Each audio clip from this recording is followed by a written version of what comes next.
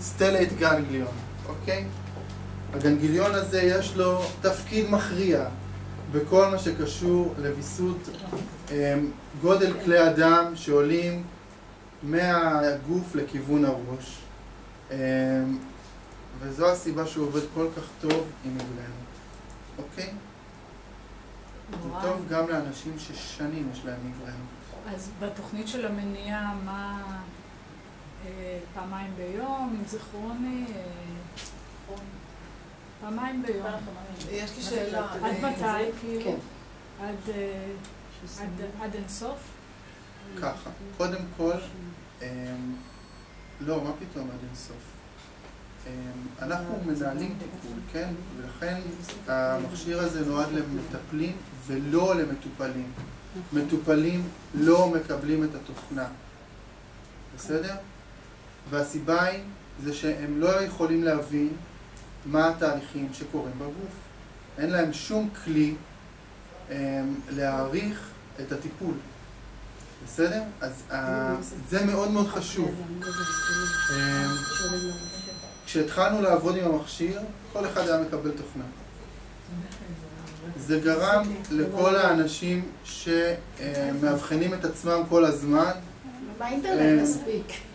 לעשות ים של טיפולים לא יעילים על בעיות. אנחנו היום נותנים למטפל להעריך, אנחנו תשימו לב גם, וזה לא שאין היום מערכות מאבחנות, שהמכשיר הזה הוא רק מכשיר מטפל. מה זה אומר? שהוא משאיר את הכוח אצל המטפל ביד. את יש לך אבחון רדיולוגי, יופי, יש לך תמונה של הגוף. יכול להיות שאת תראי מישהו שיש לו מיגרנות, כי יש לו טפילים, את רואה את זה ברדיולוגיה. תתני לו תוכנית למיגרנה? לא, תתני לו תוכנית לטפילים. זה ברור. אם אנחנו רואים שיש לנו אנשים, אני ראיתי פעם מישהו עם כאב גב שהבעיה הייתה טפילים, זה לא היה בעיה בגב. ואז הטיפול הוא היה טיפול לטפילים, אבל בשביל זה אתם מטפלים. אתם קודם עושים את ההבחנה שלכם, ורק אז אתם נותנים טיפול. אין כאן קיצורי דרך, כתוב לכם בעיה אז אתם נותנים אותה, אוקיי? בגלל זה אני גם עובר איתכם בעיה ואומר לכם ממה זה מורכב.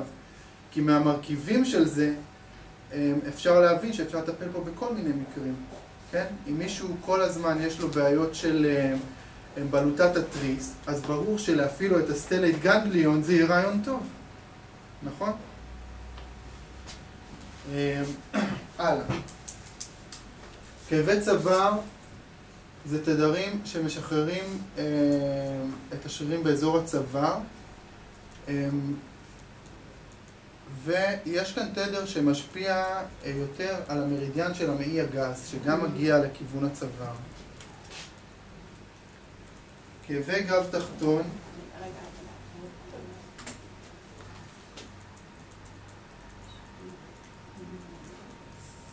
כאבי גב תחתון זה תוכנית שתומכת בכל האזור התחתון של הגוף.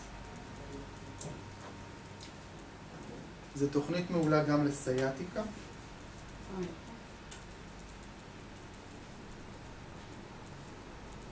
עם היצרות בעמוד השדרה, לצערי עדיין אין לי שום דבר שמשפיע בצורה מאוד מאוד ברורה. אז עדיין, אז תדעו שאם יש היצרות בעמוד השדרה,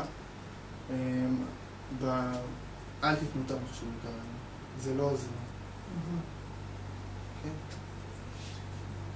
בגלל ששמתי את זה בחמתי, ושמתי לה את זה כאבים של כאבי גב תחתון, ואומרת שהיא מרגישה שיפור. אז הגב תחתון כנראה מורכב אצלה כאב מכל מיני דברים. היצרות היא לא נפתרת. אוקיי? יכול להיות שזה גם אפקט פסיכולוגי. יש כאב שנגיד החליפו מפרק, או יש כאבים במפרק שמושכים לרגליים למטה וכו', זה גם גב תחתון. זה יכול להיות, הגב התחתון זה מפרק הירך, כי אז כל השרירים פה באזור יש להם זה. חלק, אבל זה יכול להיות גם עקב פרקים, שזו תוכנית יותר רחבה, יש כאן יותר תדרים, ואותה אני אומר לשים, אם זה לא עזר וזה לא עזר, אז ללכת לזה. אוקיי? אולי עם כל מערכת הרבייה, והשלטון הזה, אתה מתייחס, התדר הזה מספיק לכל, לא. אז זה לא. לא, לא. כלומר, כל החלק התחתון. זה תומך בחלק התחתון. אם יש צניחת איברים, זאת תהיה תוכנית טובה. זו תהיה תוכנית טובה. אז כן להשתמש כן. אז דלקות, לצורך העניין אמרת זה גם יכול להיות כאב פרקים? דלקות. לי יש שם למשל דלקת בירך, מהספורט. כן. כן? כן. של הגב התחתון? זאת אומרת, זה יכול להיות טוב? מה, כאב פרקים? לדלקת בירך? כאב פרקים הוא טוב למצבים דלקתיים. תוכנית של שטובה כאב למצבים פרקים. דלקתיים. אנחנו עוד מעט נעבוד אבל על כאב באופן ספציפי. זה יהיה החלק השני של ההדרכה. אנחנו נלמד איך לטפל בכאב, בסדר? שברים, אז מה כתוב על כאב פרקים? זה שני תדרים שהם מעודדים החלמה משבר. כלומר, הם מעודדים את האיחוי של העצם. בדרך כלל מי שמגיע אלינו זה שברים שלא ייתכו, כי אחרת הם היו אצל אורתופד, השבר ייתכה והכל בסדר. אז מה שאני ראיתי זה תוצאות עם שברים שלא ייתכו. אז רגע, מורן, איפה שמים? יש דבר שלי 3 חודשים גבס, וזה ניתוח. על השבר. על הגבס? כן. על הגבס? זה עובר.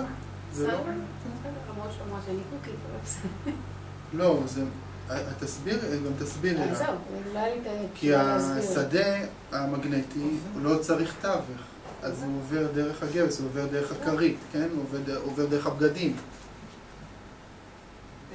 כמה המרחק שהוא מגיע, נגיד?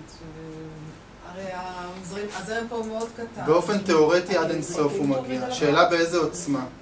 בסדר? כל פעם שאת תתרחקי פי 2 מהמרחק שאנחנו מדדנו, שזה בערך מרחק כזה, כן? אז העוצמה יורדת בחזקה, חזקת 2. וזה עוד בחזקת 2, עוד בחזקת 2. אני יכול להגיד לכם שזה עובד גם ממרחק כזה, זה לא... כאב פרקים טוב לדלקות, אני אמרה, ברגליים? כן, אבל אנחנו נעבור באופן ספציפי שם על עוד משהו. זה יותר קשור למי שיש לו ידע ברפואה סינית. יש כאן טעות מצחיקה, זה לא ברזל, זה אלמנט המתכת, בסדר? למה אין? למה אני לא רואה? מה צריך לעשות? אוקיי. אבל פה, בגלל שאין לנו אף אחד סיני, אז אני רגע אעבור לכאן. רגע, אין את הגולל. מה? לא עברנו על כאב מחזור לפני שאתה הולך לרפואה סינית. כאב מחזור... כאב מחזור זה דווקא חשוב מאוד. אחד, שמים מלפני המחזור ועד שהוא נגמר. כמה פעמים, כן, בווסת. לפני הווסת ועד אחריה. פעמיים ביום, כי זה אקוטי. כמה שצריך. אקוטי. דבר שני, התדר הוא 10 הרץ, בסדר? זה תדר שלכאב הוא... לא רואים כלום שאני כותב עם האלה, נכון? נכון. בסדר? אז 10 זה לכל כאב, אקוטי, לכל כאב. אז רגע, לצירים? בתור המחק? להשתמש בזה? כן, בהחלט.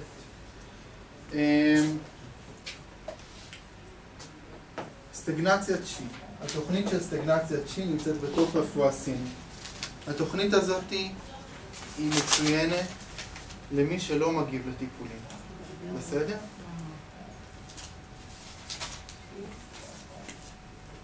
ברפואה סינית זה. אוקיי.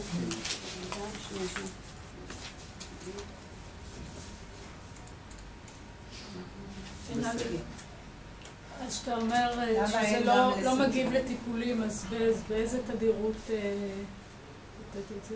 לתת את זה כהקדמה לטיפול, ואז את הטיפול שרוצים. אוקיי. פה אפשר לעבוד עם אז זאת אומרת, גם אם אנחנו רק יודעים את המרידיאנים, אנחנו יכולים לעבוד. זאת אומרת, גם אני יכולה ברפואת סלג'וק לעבוד. נכון. בטח. לא חייבת. בטח, בטח. בסדר? התדרים, רק שתדעו של הסטגנציית צ'י, אני כותב לכם כן אותם, כי לפעמים תרצו להוסיף אותם לפני תוכנית אחרת, זה אלה, 14,900 עד 16,100.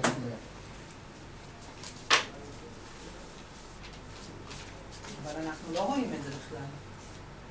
עכשיו כולם נחזור לחלק הזה.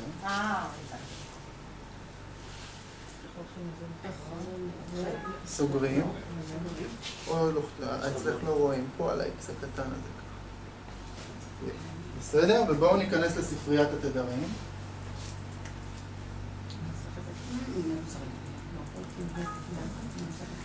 אני עוד פעם, אתה אומר טיפול שלא עובד, סטגנציה קשי יכולה לעזור. כן. אז זה כאילו לשים את זה בתוכנית. לא טיפול שלא עובד, שלא עובד? מטופל שלא מגיב לטיפולים.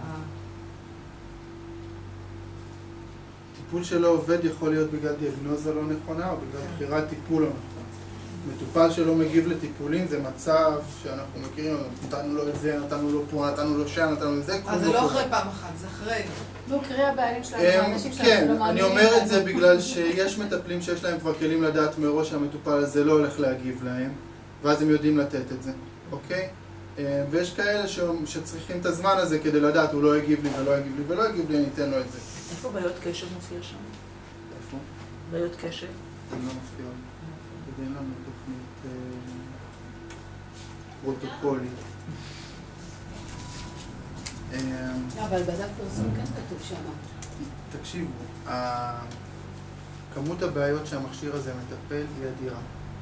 אבל לא לכל דבר יש לנו פרוטוקול שאני יכול להגיד לכם, אוקיי, זה התדרים שיטפלו בבעיה. למה? כי מבחינתי למשל, הפרעת קשב וריכוז יכול להיות לי 10 ילדים עם בכלל בעיות שונות וסיבות שונות להפרעת קשב. אז כשאני מגיע אליי לקליניקה, אז אני, מההיכרות שלי עם תדרים, אני יודע מה לשים להם. אבל אין לי איך ללמד אתכם את זה בזמן שיש לנו כאן. אוקיי? אנחנו מתכננים קורסים למתקדמים, לאט לאט, תלמדו את השפה. בפעם ראשונה שאתם פוגשים את המקצוע הזה, תלמדו, תתחילו עם מה שפשוט. גם ברפואה סינית אני למדתי. קודם טיפלתי באנשים עם שפעת, אחר כך טיפלתי באנשים עם פרקינסון. לא מתחילים... לא הארדקור. כן. אגב, גם כשאתם מתחילים לטפל בקליניקה, כמה עצות שאני אומר לכם ככה כמטפל אל מטפל. אחד, טפלו באנשים שאתם כבר מכירים טוב. אל תתנו את זה למטופלים חדשים. לכם עוד אין היכרות טובה עם הכלי הזה. דבר שני, תתנו את זה לאנשים שלא הצלחתם למצוא להם פתרון, שהיו אצלכם, ואתם רואים שזה לא זז, שהם כבר... ככה אתם יודעים, עם רגל אחת כבר מחוץ לקליניקה, כבר מחפשים עוד משהו, פתאום יש לכם עוד כלי להציע להם. בסדר? זה יכול להחזיר אותם לקליניקה. מטופלים שסיימתם איתם, או שסיימתם וזה חלקי, כלומר, היו אצלכם איזו תקופה, היה שיפור מסוים, והם ככה יצאו, ואתם שולחים להם ניוזלטר מדי פעם וזה, והם לקוחות חוזרים. זה זמן טוב להגיד להם, תקשיבו, יש כלי חדש בקליניקה, שווה לחזור ולנסות. בסדר? זה אנשים שאתם מכירים אותם כבר, זה אנשים שאתם בביטחון, ובלי עכשיו שמישהו חדש מגיע לכם לקליניקה, לתת לו מכשיר, ולא לדעת אפילו איך להכין אותו, כן? טוב, אז עכשיו כולם עושים את השלבים הבאים איתי. נכנסים לתוך הכפתור שקוראים לו Find. בסדר? מופיע ריבוע. בתוך הריבוע הזה יש גם את כל השמות של הפתוגנים, טפילים, בקטריות, וירוסים שאתם תרצו למצוא עבור מטופלים שמגיעים אליכם, כמו אפשטיין בר, ציטומגלווירוס, קנדידה, דברים שקל לכם להבחן, בפשטות יכולים לדעת שיש למטופל איזה אליקובקטר או קמפילובקטר, בסדר? שזה אותו דבר. זה מהרשימה הזאת. מה שאני רוצה זה...